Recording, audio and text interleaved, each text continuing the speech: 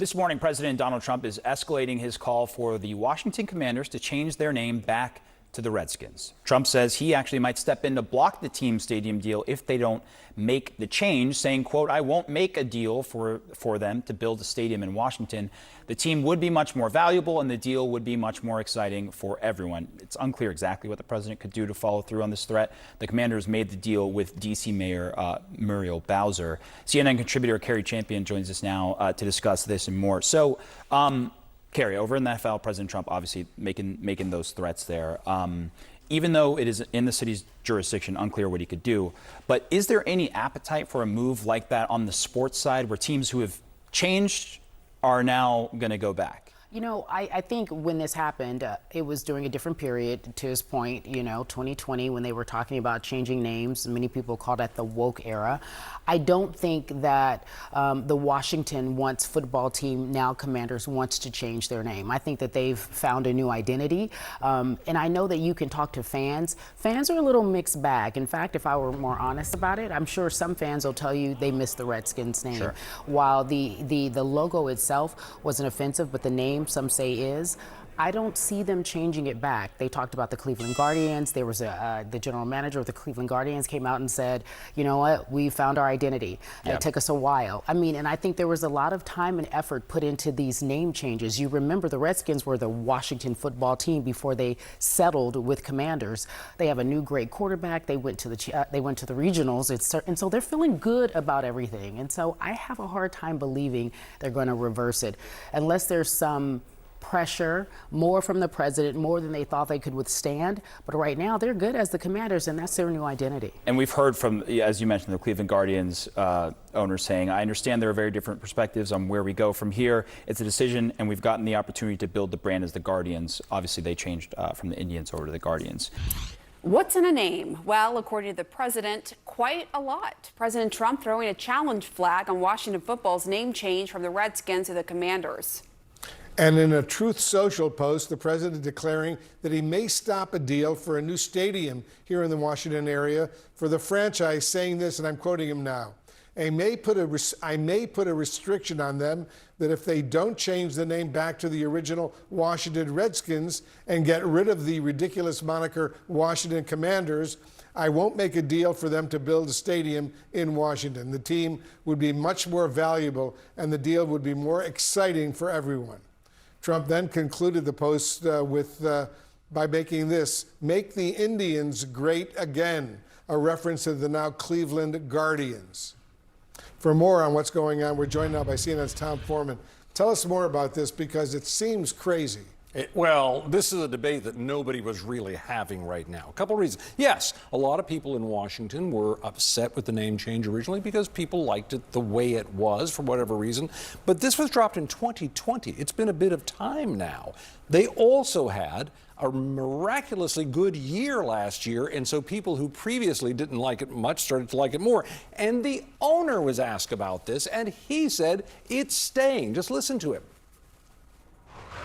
Is it safe to say the Commander's name is around just to stay? Is that safe to say from your standpoint? Yes. And we're actually, I think it's now being embraced by our team, by our culture, by our coaching staff. And so, we're going with that. And he's right on the money there when he says it's been embraced. Look, the Washington Post did a poll some time back where people were saying, we don't know, we're not really fond of it. But after this big winning season, their latest poll shows that most people here are in favor of it. That's the old numbers, but then you move it up and you get to where that was last, when I say old numbers, only a year ago, but then you move it up and you get to where people are much more in favor of it, saying, yeah, we could be more on board with this as time goes on. The latest poll altogether is showing that people are in favor of it. So the bottom line is this is only a debate because Donald Trump is making it a debate right now. And as many of your political analysts will point out, that's because as long as he's talking about something that gets people fired up, he doesn't have to talk about Epstein and the budget deal and tariffs and all sorts of things that people do not necessarily agree with him on. And he doesn't like the name the Cleveland Guardians. No. They used to be the Cleveland Indians. He wants it to go back to the Indians as well. He's getting involved in names of football teams. Yeah, and yet he wants Denali to go back to Mount McKinley, that sort of thing. So it's a lot. All right, Tom Foreman, thank you. And baseball teams too. Baseball I think I was going to say. Yeah. President Trump is pressuring the NFL's Washington Commanders to change their name back to what, of course, was long considered a deeply offensive, racist name. And if the team doesn't agree, the president is now threatening to restrict their deal to build a new stadium in D.C. It's unclear how exactly he would do that. I wouldn't have changed the name, but that's there. It just doesn't have the same. It doesn't have the same ring to me. But you know, winning can make everything sound good. So if they win, all of a sudden the Commander sounds good. But I wouldn't have changed the name. So there's that, too. Meantime, the president also taking issue with baseball's Cleveland Guardians. He wants that team to restore its former name, which is also seen as racist. Posting on Truth Social in part, quote, "Our great Indian people in massive numbers want this to happen. Their heritage and prestige is systematically being taken away from them." The group chat is back. Sarah, you're up first on this one. I mean, there are real questions, legal questions, right, about whether Donald Trump would have the authority to even get involved here when it comes to the stadium. But it speaks to perhaps a larger practice that we see from the president, which is putting these threats out there. And really, I think, which speaks to just how broad he believes his authority is in this country.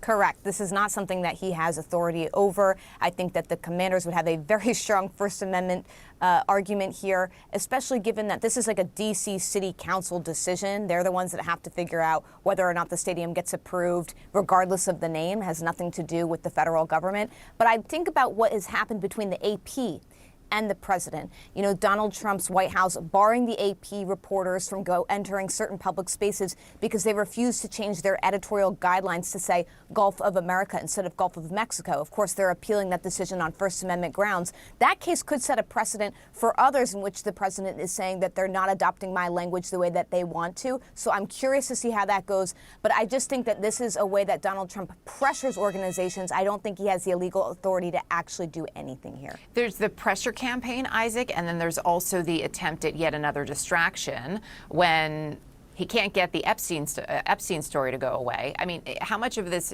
just based on, if past is prologue, based on what we've seen from the president in the past, how much of this could be a distraction play?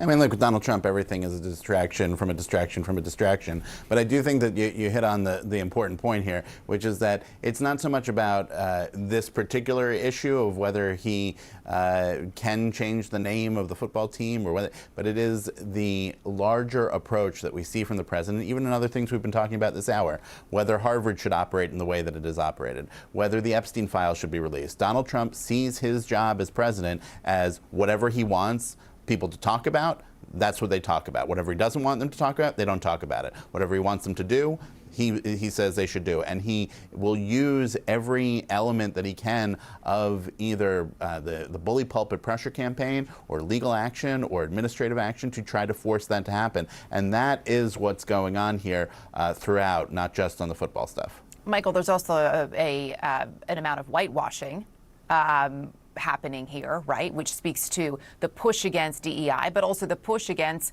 just recognizing the reality of this country and what it actually looks like and what the actual makeup is.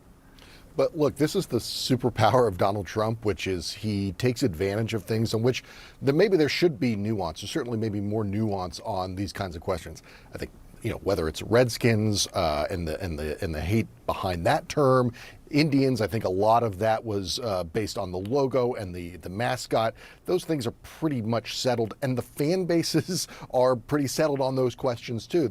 But there is some nuance. Are you going to start taking away college mascots that are named after Native American tribes, in which there are good relationships? For instance, the Florida State Seminoles. Mm-hmm. I mean, that's where Donald Trump's able to kind of throw out these things and set the conversation to his own terms. This really has nothing to do with what the president does or can do or has any authority to do, but it is kind of what Donald Trump envisions himself as kind of the agenda setter for the country. And again, I feel like I'm sort of playing into his game here by even having this conversation. But this is where we are, and this is really what he's a master at. We should try to avoid playing into that game as much as possible, but here we are. Here we are.